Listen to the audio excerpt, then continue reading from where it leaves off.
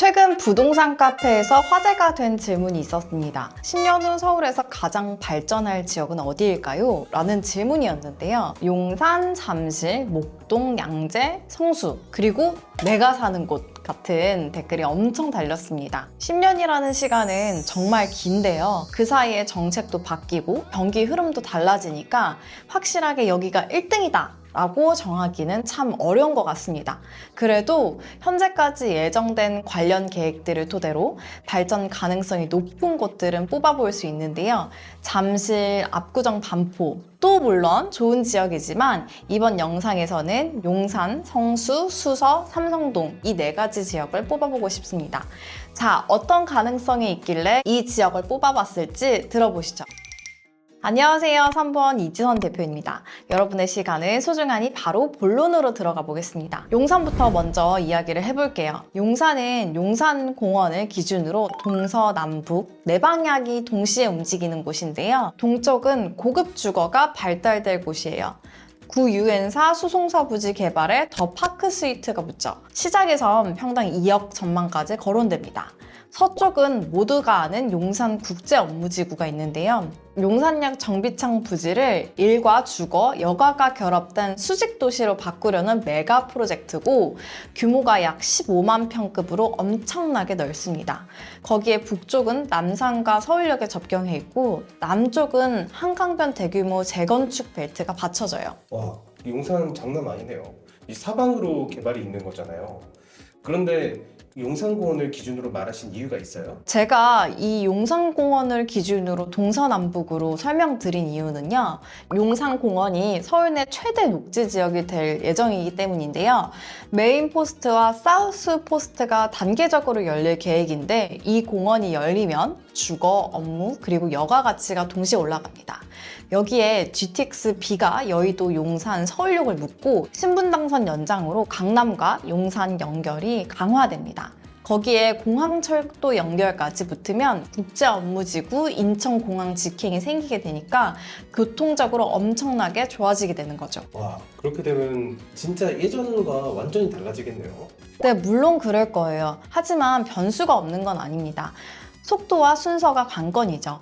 공원이 개방이 단계적으로 진행되고 정비구역 사업 그리고 교통 등 구역마다 속도가 다 다르잖아요. 그래서 어느 퍼즐이 먼저 맞춰지냐에 따라 시장의 체감도가 달라질 수 있습니다. 그렇지만 큰 그림에서 보면 용산은 서울에서 가장 다층적으로 발전할 가능성이 열려있는 지역이라고 말씀드릴 수 있어요. 이제 다음으로 넘어가면 성수인데요. 성수는 이야기가 좀 많이 달라요. 여기는 교통적인 측면에서 크게 변하는 게 없는 지역인데요. 그러나 성수하면 여러분들도 아시잖아요. 핫플로 상당히 유명한 장소인데 이런 도시 분위기와 더불어 크래프톤이나 무신사 같은 기업들도 유입이 되고 있을 정도로 기업 문화 클러스터로 발전하고 있습니다. 거기에 제가 눈여겨보고 있는 건 성수 전략 정비구역인데요. 총 9,428세대, 최고 250m까지 올라가는 50에서 70층의 초고층 주거 공간이 지어질 예정입니다. 한강 조망과 더불어 서울숲 인접으로 강북의 강남이라고 불릴 정도라서 부자들의 유입이 많아지고 이게 프리미엄 소비와 기업 및 상권 문화 확장으로 이어질 것 같아요. 그런데 예전에 성수동은 상권이 과열되었다는 이야기를 제가 들은 것 같은데 괜찮을까요, 그러면?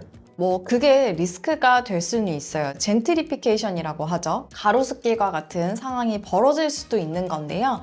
성동구 측에선 건물주와 협약을 맺는 등 여러 가지 노력을 하고 있다니까 지켜봐야겠죠. 그래도 상시 점검은 해야 합니다. 다음은 삼성동에 대해서 말해보려고 하는데요. 아까 봤던 곳들은 주거, 교통, 상권의 발전 동력이 있다면 삼성동은 정말 업무지구로서의 성장 동력을 가지고 있는 곳인데요. 국제교류복합지구가 약 60만 평 규모로 예정되어 있고 이곳과 맞물린 게 영동대로 복합환승센터입니다. GTX A와 C, 위례신사선, 공항터미널, 버스 환승센터를 한데 모아 환승 허브를 만드는 계획이라 강남권 광역 교통의 새로운 중심이 될 거라는 평가가 있어요.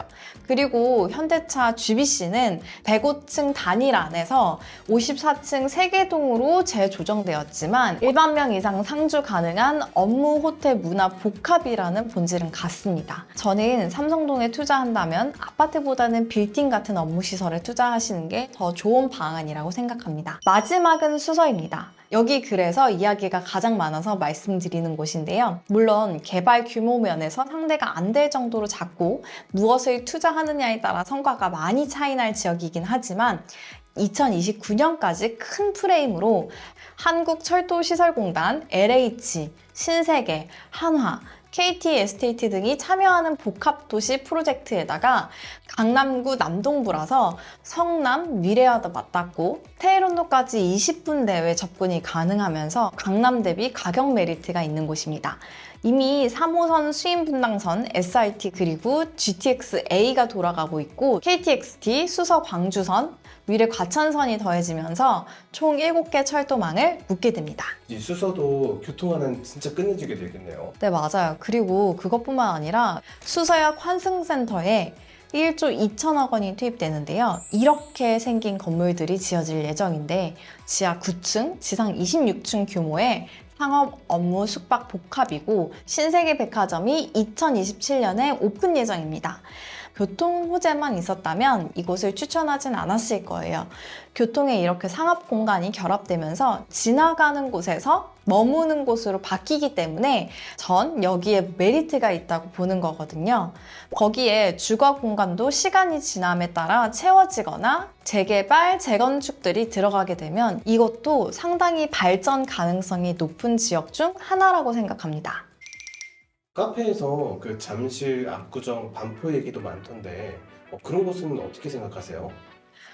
잠실과 압구정과 반포는 언제든 상시 후보입니다. 다만 오늘은 성장 동력이 다른 4축을 한 화면에 겹쳐보려 했습니다. 용산은 동시결합, 성수는 라이프스타일 클러스터, 삼성동은 국제업무 코어, 수서는 환승상업 허브. 서로 성격이 달라 투자에 더 참고가 될 것 같다라는 생각을 했기 때문입니다. 여러분 사실 중요한 건 10년 후 1등을 맞히는 게임보다 10년 동안 변화를 동반할 지역에서 나에게 맞는 자산을 시기에 맞춰 담는 것, 그게 실전입니다. 남들이 사는 건물이나 상가, 아파트 같은 것들을 따라 사는 것에 집중하지 마시고 자신에게 맞는 부동산이 무엇인지 그리고 어떻게 유지할 것인지를 면밀히 검토한 다음에 투자를 진행하시면 좋겠습니다. 자, 오늘은 여기까지 3번이었습니다. 감사합니다.